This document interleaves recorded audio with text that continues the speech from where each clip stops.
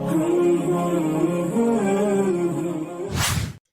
billahi minash shaitanir rajim. Bismillahir Rahmanir Rahim. As the holy month of Ramadan has begun, so let's find out what is the most important thing that we should remember during this Ramadan. As Ramadan has come from the word Ramd, which means scorching heat. So Ramadan was named such because it burns the sins of the believers. Just like the blazing sun evaporates water from the surface of ground, Ramadan burns away one's sins. But the question is, do our sins only get burned in this month? And as this month is known as the month of blessing, has Allah just opened the doors of blessings for this month only and not for the rest of the months? So, one thing that we should remember is that the Ramadan burns the sins of the believers is because we don't do sins in this month.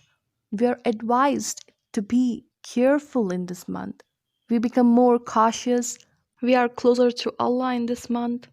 And that's how the doors of blessings are opened in this month because when we don't do sins, automatically we are blessed.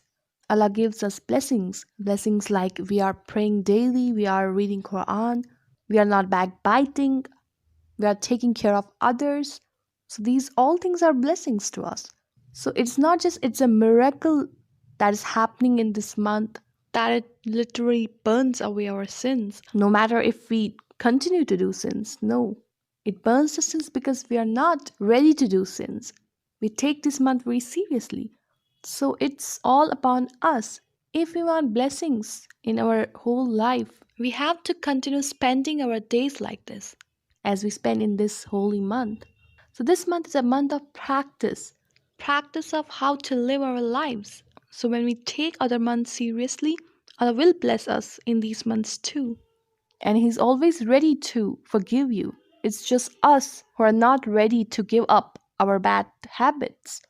So if we want a fruitful outcome from this month, we have to spend our life like we spend in this month. We have to live like this our whole life.